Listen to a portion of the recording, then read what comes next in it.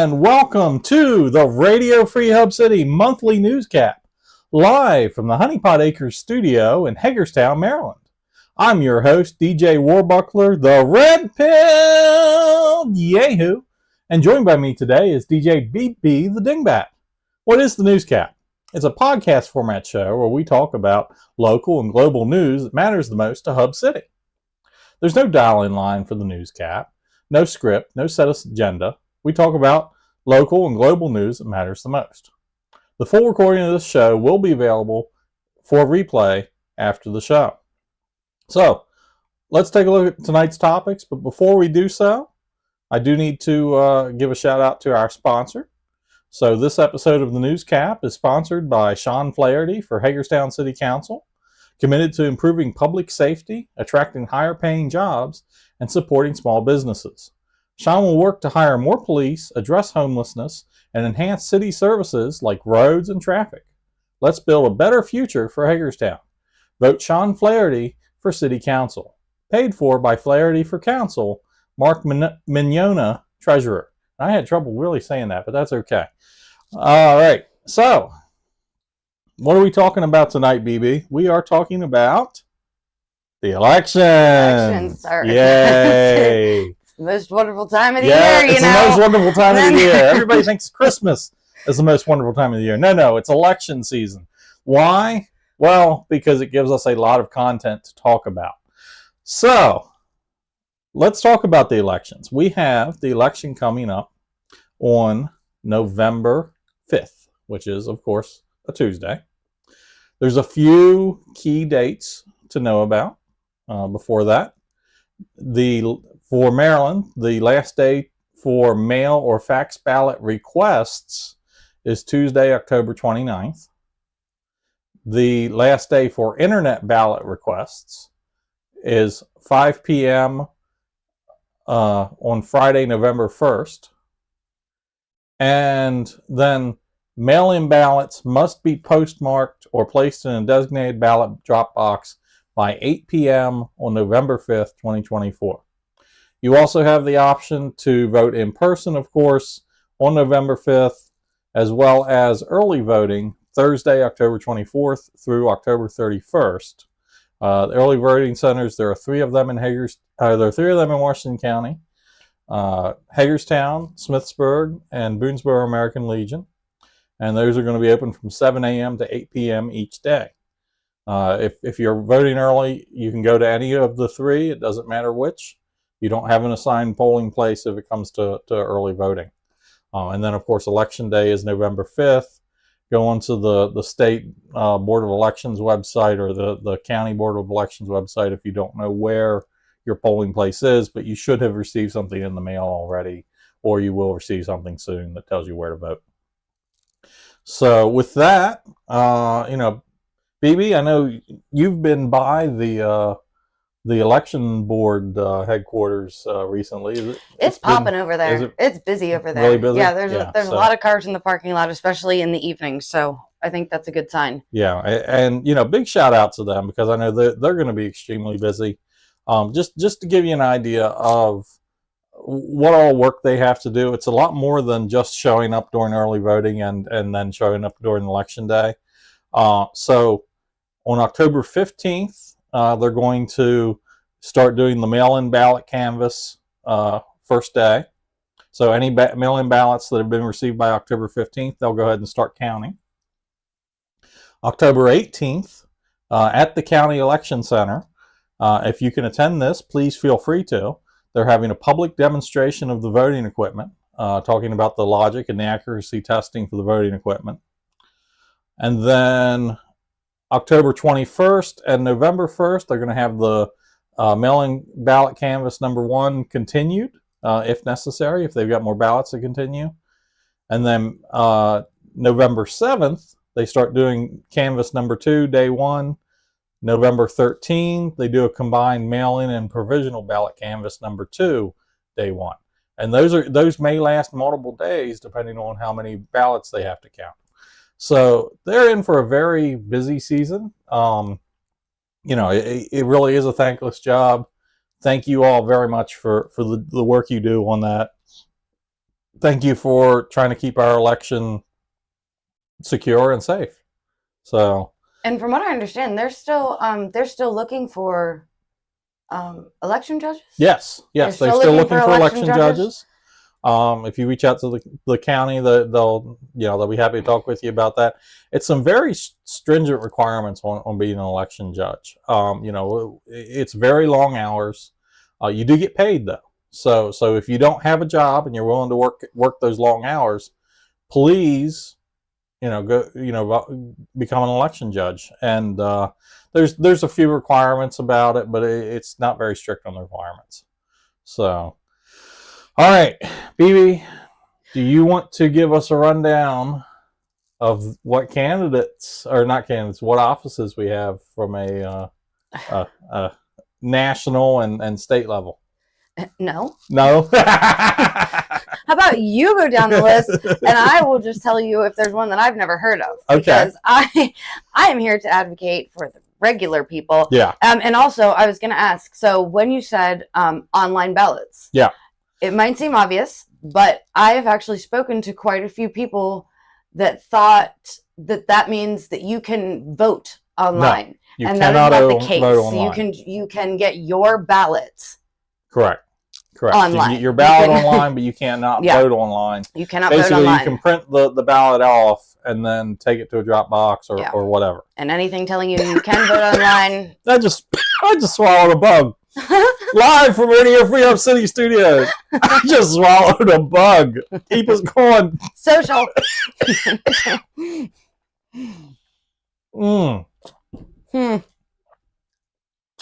See? Wow. Okay. So yeah, we're definitely coming to you live because if this was pre-recorded, I would not include that in the recording. Although I might just for laughs at that point. But anyway, this is what we get about making jokes about if the studio's bugged. Well, yeah. Clearly haunted, maybe bugged. Clearly haunted, maybe bugged. Yep. All right. Coming up first, this should be no surprise to anyone, is President and Vice President of the United States is the very first candidate, first office on the list. Obviously, we know that it's going to be Kamala Harris and Donald Trump running against each other. There's a few other candidates running. Chase Oliver is the Libertarian candidate for president. Jill Stein is the Green Party candidate. Robert F. Kennedy is listed on the ballot as unaffiliated. However, he is no longer running.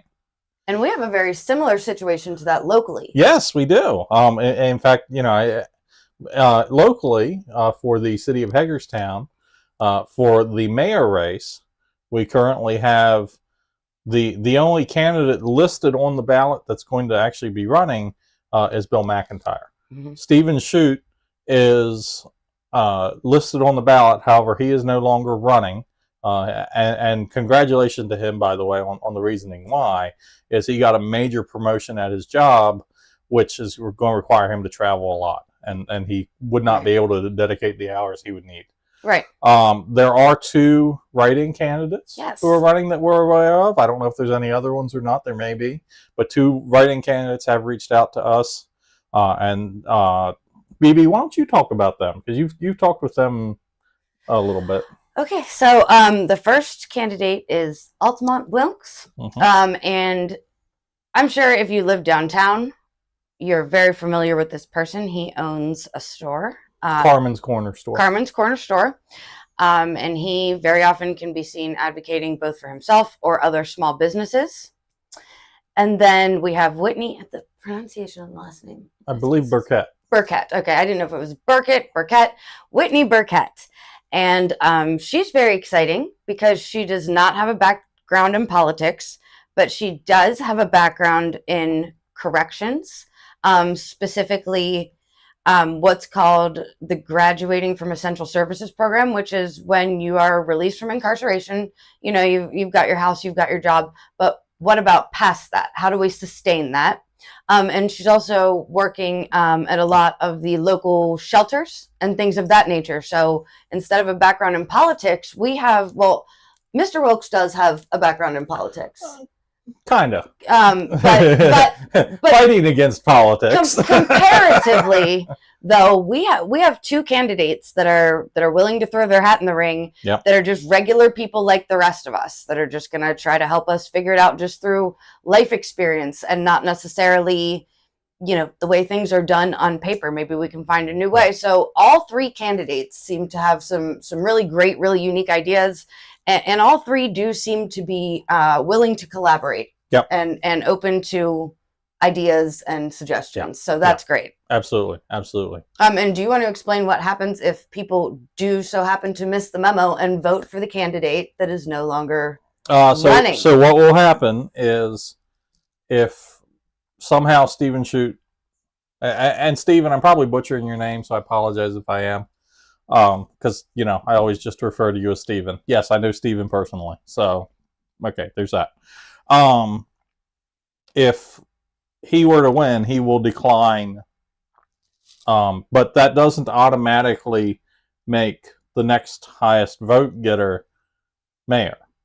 What will happen is the city council will actually then get to appoint the mayor, which technically it should be whoever ends up with the second highest votes if that happens. But they don't have to. They're not legally required to. So that could become very interesting should that happen. Right. But once again, Stephen is not running, so he has thoroughly said please don't vote for him because he's not running. So which by the way, I am also not a City of Hagerstown resident, so please don't vote for me, okay? And I have to say that because I'm told every year, yeah, by the way, I wrote your name in for mayor, or I wrote your name in for this position. And I'm like, that's great. One, I don't want that. But two, I'm not even qualified to be any position in City of Hagerstown elected because I don't live within city limits. So what you're saying is, if you're going to write Ken Buckler and make sure that it's for a county or state position. Yeah. Well, please don't wish that on me either, because no, I'm perfectly happy with not doing any of that. So yeah. All right. Next up is U.S. Senator BB. Why don't you talk about that while I take a drink? Oh, go right ahead. Let me look at your screen here.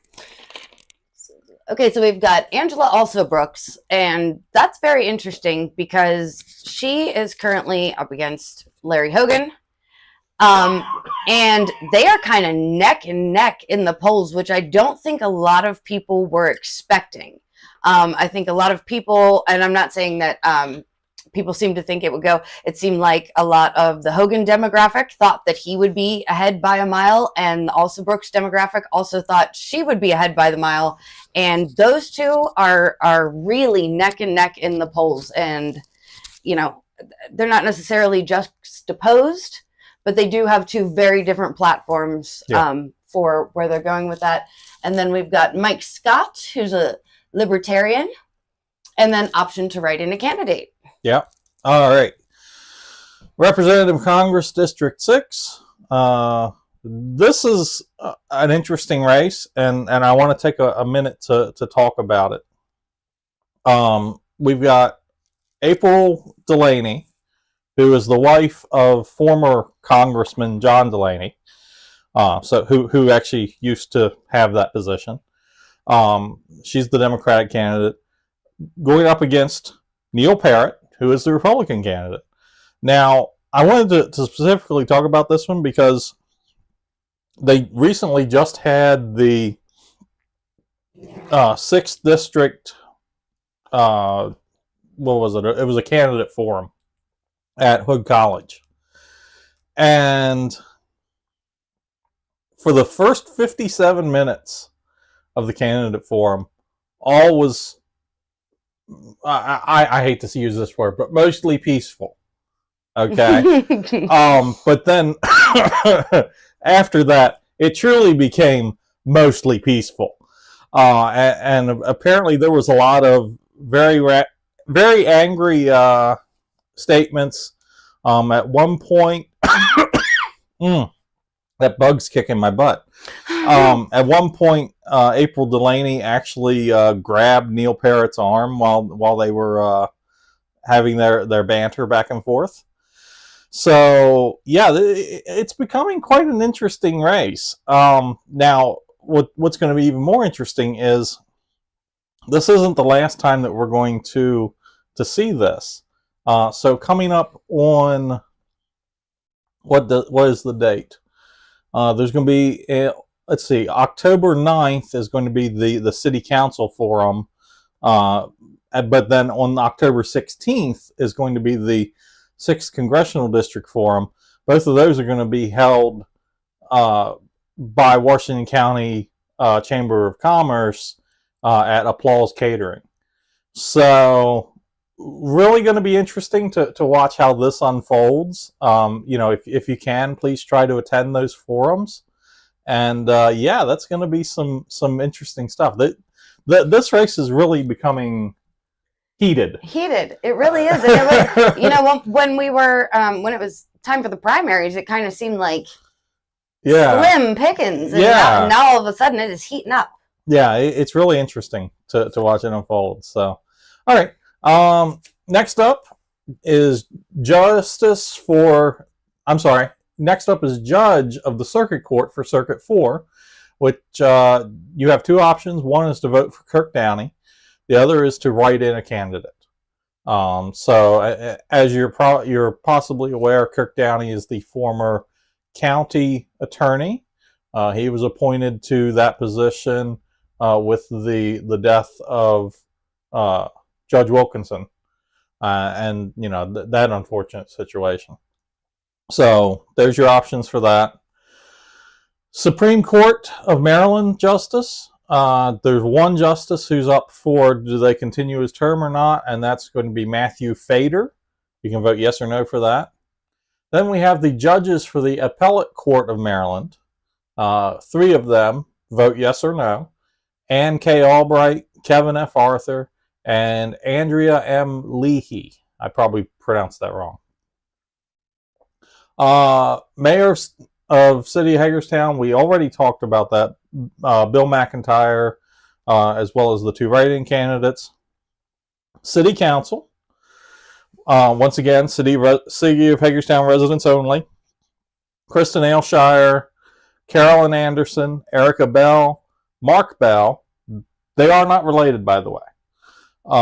Tiara Burnett, Sean Flaherty, Stacy Michael, Rich Owens, Peter Perini, and Matthew Schindler. You also have the option to write in candidates as well. Washington County Board of Education, you'll be able to pick up to 4. Victoria Beachley, Peter Bickford, Charles Burkett, Ashley McCusker, Robin Merchant Spickler, Stan Stauffer, Melissa Williams, and April Ann Zentmeyer. And then in addition to that, there is one constitutional amendment on the ballot, and that is a constitutional amendment for reproductive freedom. The proposed amendment would confirm an individual's right to reproductive freedom, including decisions related to pregnancy, while also setting parameters for how the state may impose limitations. And you have the option to vote for the constitutional amendment or against the constitutional amendment. So that is your rundown of what's on the ballot and when you can vote and everything else. BB, any final thoughts on that before we move on? For any kind of ballot measures that we will be asked to decide on, like the one that we just talked about, I personally think it's a really good idea to look that up on the internet. Yeah. That way you know whether you would like to vote for or against it. And I know that it can seem kind of tricky, but honestly, if you just type in 2024 elections, ballot measure question 1, it should pop right up. Yep. And that way you know how you feel about an issue before you go in, and you don't feel pressured to just pick something or leave it blank when, they want to know what you think. All right. And that was pretty long-winded. So we're actually already 20 minutes in. So I know I originally said I wanted to make this 30 minutes long. Let's go ahead and stretch it to 45. All right. But before we do, I do want to go ahead and include a word from another one of our sponsors, and that's Factor 75. So this summer, let Factor take the stress out of your mealtime. Get fresh, chef-crafted meals delivered right to your door, ready to eat in just 2 minutes. Whether you're counting calories, going keto, or love plant-based meals, Factor has over 35 delicious options to choose from. Plus, with more than 60 add-ons like breakfast, snacks, and beverages, staying fueled all day has never been easier. Ready to skip the prep and dive into gourmet meals? Use our link to get 50% off your first box and 20% off for your next month. And our link is in the description for both our Twitch and our YouTube live streams. So thank you very much for Factor for sponsoring this. So BB, I know you've got some burning topics on your mind. So what's our next topic to chat about? I wanted to speak about the fact that the police have settled with the unfair hiring practices. Yes. Yeah. I have some concerns, but why don't you run us down on that real quick before I? Oh yeah, you know I would. So I'm just gonna keep it real. I'm gonna read off my phone so I don't mess this up. So the Maryland State Police, they were accused of unfair hiring practices. It was alleged that they had violated the Civil Rights Act of 1964, and the claims stem from the use of a written test and a physical fitness assessment, which the U.S. alleges disproportionately excluded Black and female candidates from becoming state troopers. And so they have announced that they are taking this to a settlement. So we are just waiting. That's pending approval by a judge. So a related case that I'm going to go ahead and bring up is Sheets. Okay. Yes. Sheets has also been taken to court. Now, I haven't heard any progress on this case yet. No. But Sheets has been taken to court by the Justice Department as well, claiming that their hiring practices are discriminatory. And the way that they're saying that their hiring practices are discriminatory is because they conduct background checks. Yes. And that's discriminatory against minorities. Okay. So. I'll say it. I think that if there are certain crimes that the Justice Department feels should not prohibit someone from gainful employment, then because it disproportionately affects minority communities, maybe we need to take a look at why the Justice Department seems to be convicting minorities at a higher rate than other job applicants. Yep. Why? So, I mean, that seems like a question that is not really the fault of the employer, because it would actually be kind of discriminatory if you turned down one candidate, right, and then said, oh, well, you're a woman or you're a person of color or you're some other kind of minority, so we will hire you. That would be discrimination in the other way. So maybe what we really need to think about is maybe we need to start going back over, realize it is 2024. A lot of these laws have not changed in decades. Right. Maybe we really need to think about permanent record, especially because, especially in the state of Maryland, marijuana is legal now. But we're still working to expunge a lot of those people's records. So there are a lot of people where it still shows that you have felony drug crimes or something of that nature. So maybe that's what we need to work on. Maybe we need to redo the infrastructure and maybe think about why minorities of any kind seem to be convicted at a higher rate than other groups of people. Yeah. Well, and something else that I think that is worth saying here is so the Justice Department is saying that the physical fitness test itself was discriminatory against women. So the U.S. Justice Department is saying that women can't meet the same physical standards as men. That's pretty sexist, in my opinion. I really think it is. And I mean, even in sports, I always use, whenever, because believe me, I get in this argument a lot, actually.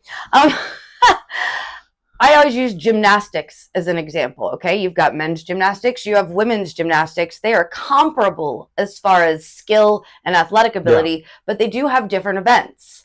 So instead of, if you feel that there are some physical tasks that a certain body type, perhaps a certain build, because I don't even think maybe men or women. I think maybe people that are built differently, they have different strengths, they have different physical strengths, they have different mobility, they have different flexibility. That does not mean they are not physically fit. It just means that a specific apparatus or a specific portion of a physical fitness test might not be, the best of their ability. Just make up a couple extra events, for whatever I don't know if they're called events, but in my Cop Olympics head, tests, that's what we're calling.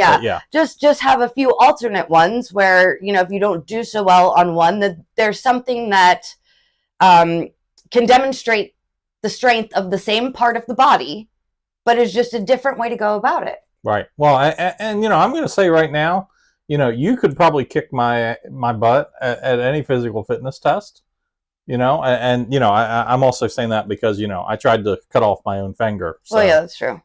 Hey, there's that.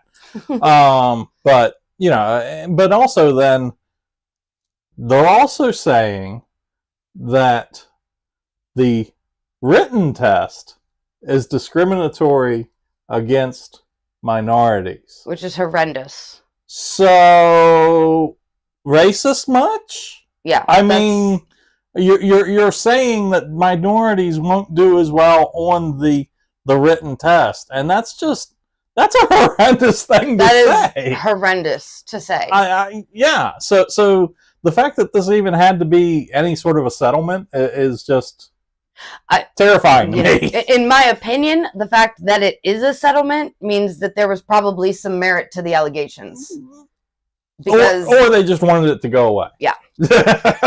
I mean, I mean, it's just, it's still, it's sad all around. It really is, because especially at a time where, locally, we are crying for law enforcement. Yeah. We need more law enforcement. We need more good law enforcement. And here's the problem too, is, you and I both know two people who recently tried applying to Hagerstown Police Department. Right. And they were denied. Right. Why were they denied? Because of some BS charges from a decade ago. Yeah. Juvenile.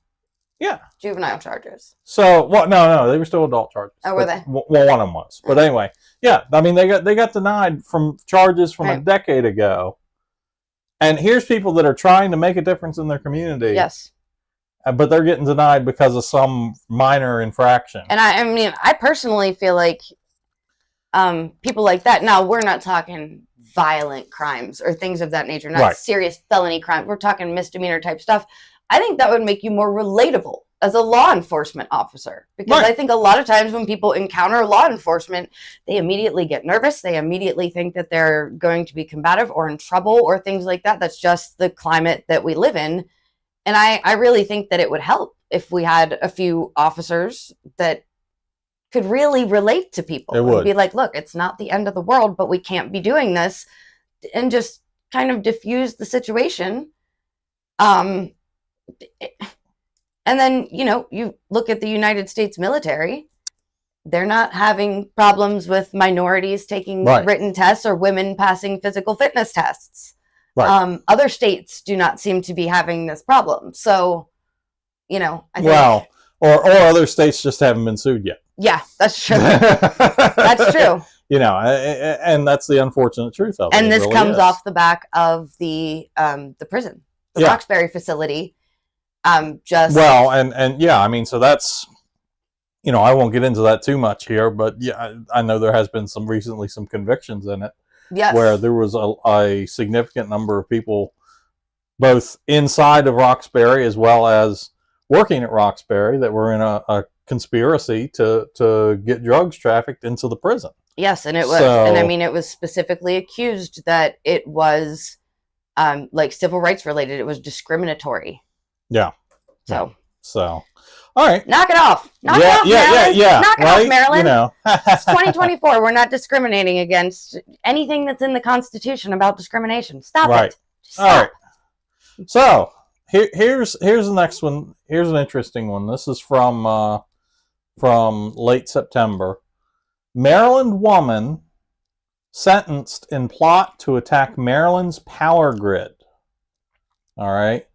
35-year-old Catonsville, Maryland resident. Did I pronounce that right? Catonsville? I think I did. It was sentenced to 18 years in federal prison, followed by a lifetime of supervised release. And she conspired to damage or destroy electrical facilities in Maryland. She also received a concurrent 15-year sentence for being a felon in possession of a firearm, along with 3 additional years of supervised release, even though she's already got lifetime supervision. I don't know how that works, but okay. I guess they'll make sure 3 years after she's dead that, you know, she stays in her grave.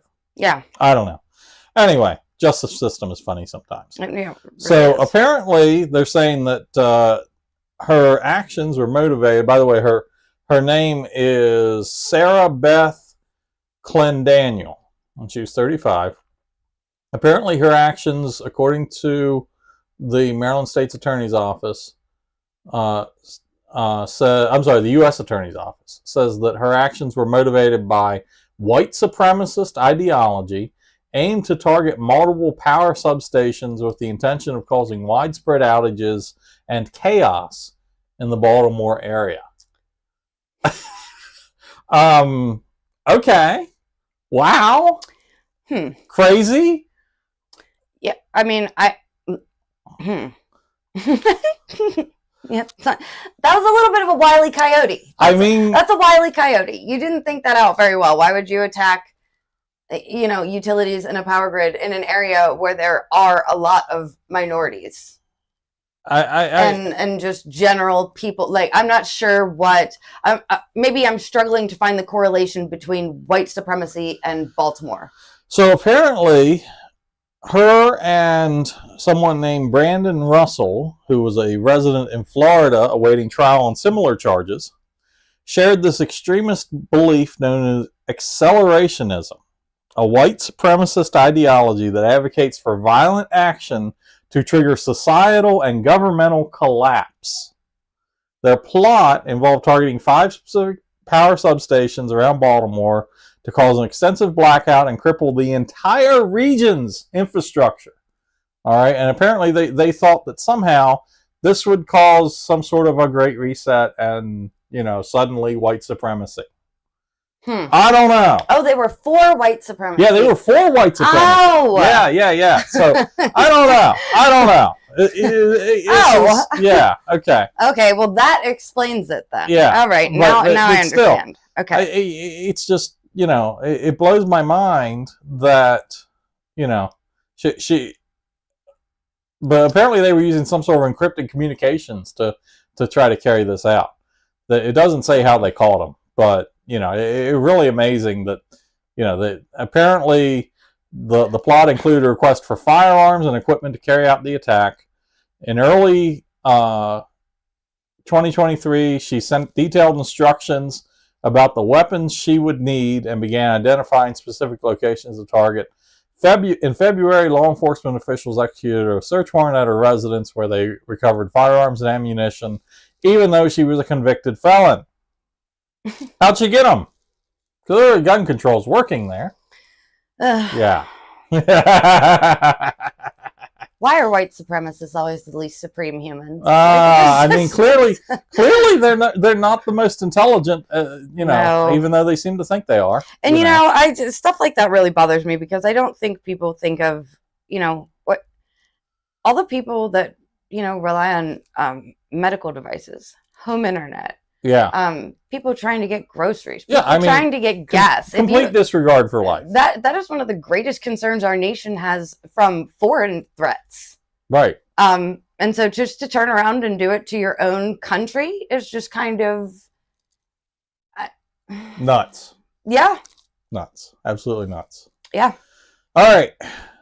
Well, yep. Phoebe, what's our next topic? Well, I don't know, because I was still stuck on the fact. So the police, I got to go back to the cops. I got to go back to the cops allegedly being discriminatory.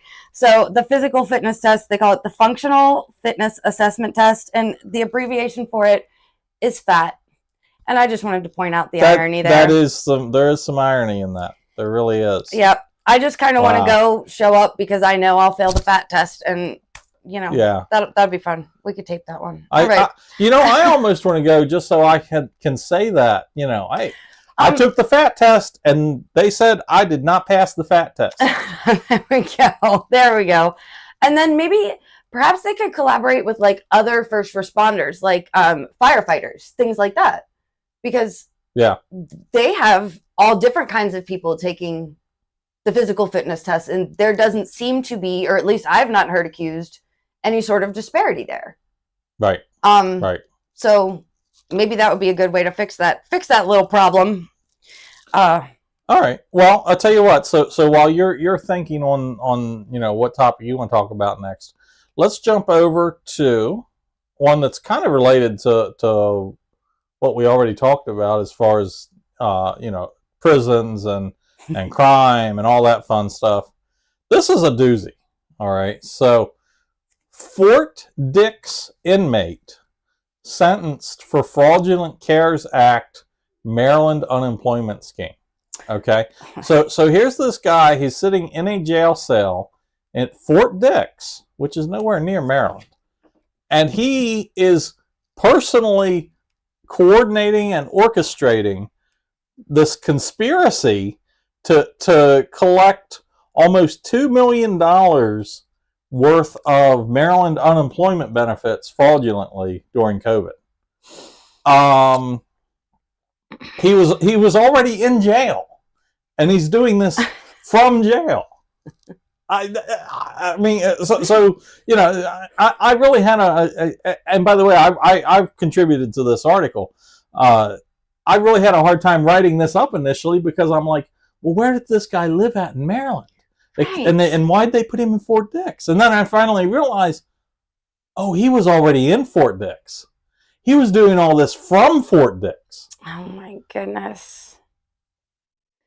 Okay, so for anybody curious, anyone that wants to hear anything extra about what we talked about, all of these stories that we talked about are on our website. Yeah. So you just go right to the radiofreehubcity.com website. They're all right here. We've got a fantastic mobile setup as well as browser. But you won't get to hear our banter and calling white supremacists morons that way. So no, just throwing that out there. No.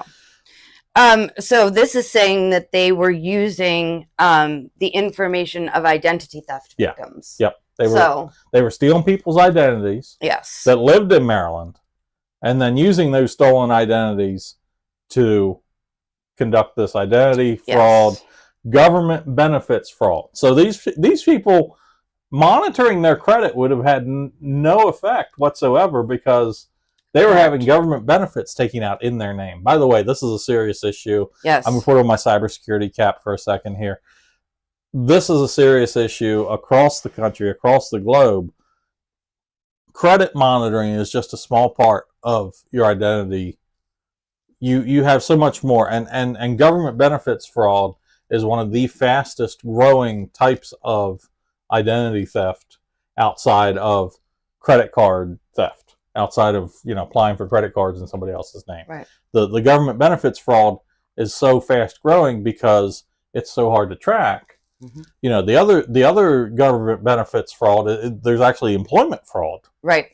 Where you steal somebody's social security number and you use that to get a job. Right. And then you don't pay taxes while you're working on that job. And suddenly they have to pay taxes for money they never got. Right. So, yeah, this is a serious problem. Please look into identity theft protection. And I'm going to tell you now, there's a lot of alternatives out there to the one that you've probably already heard of. I'm not going to mention their name, but I'm going to say look into it.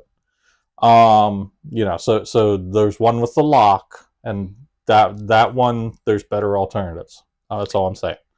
And also, these were issued on these benefits were issued on prepaid cards. Prepaid cards, yes. So that which means they couldn't stop payment on them because it was already issued. Correct. So, and it was almost $2 million worth. Right. It was 191 fraudulent claims, of which 152 were paid out. Right. An actual loss of nearly 1.9 million.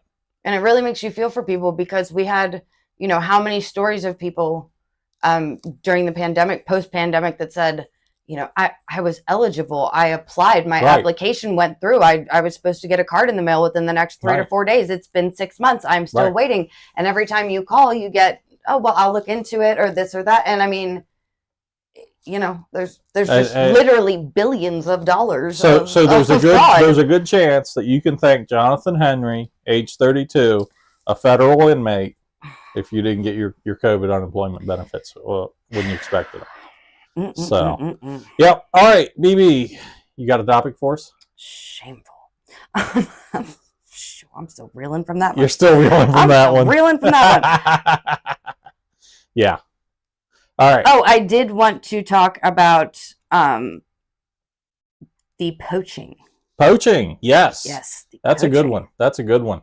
The Maryland man sentenced. I think he pled guilty. I don't know if he was sentenced. Yes, he pled guilty. He pled guilty to poaching a deer during bow season, which he shot with a firearm. Right. Now, that, okay, well, that's probably happens more often than people probably realize. That it probably happens a fair amount, I suspect. I mean, but this guy, Michael K. Hines, he pled guilty in Frederick Court because what tipped off law enforcement, what tipped off DNR, was him posting a picture of the deer he killed with a rifle in the Maryland Bow Hunters Facebook group. This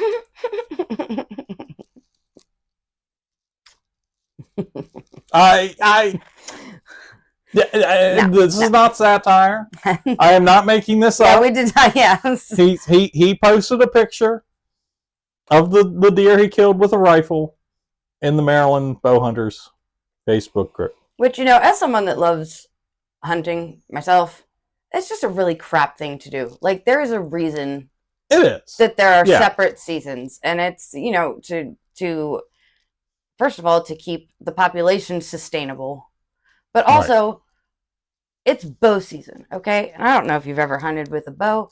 You got to be relatively still and relatively quiet, and you are in a tree waiting for the sun to come up at 5 o'clock in the morning. You can't move. You're waiting for deer to walk by. And then if there's not supposed to be anyone out there with a rifle, and then somebody from hundreds of yards away scares everything in the woods, it ruins it for everyone else. And it's also just not safe, because it's really hard to tell the difference sometimes between a person and a ground blind, which is used for archery, or a deer. Like, you just see something moving. So it's just really inadvisable. It's just a really crap thing to do. Stop doing it.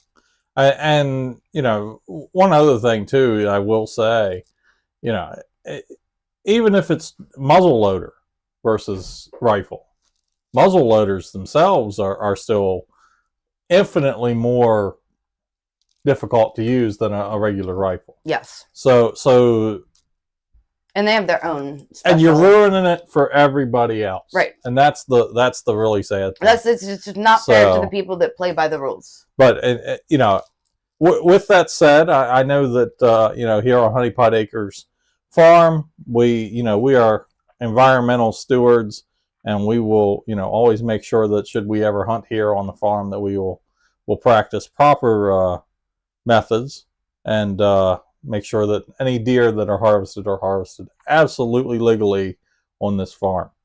So, and with that said, I think that's probably going to be close to the end of the show. We're coming up at 45 minutes. One last thing I did want to bring up is going to be the hurricane. So, we just had Hurricane Helene come through. A lot of people have asked me what charities can they donate to. And I had to think about that long and hard. And the fact of the matter is, it's hard to say a good charity to donate for it. I don't like to specifically point to any of them, other than I will say that, you know, a very good friend of mine works for Project or Team Rubicon, Mm-hmm. and I have seen some of what they're doing.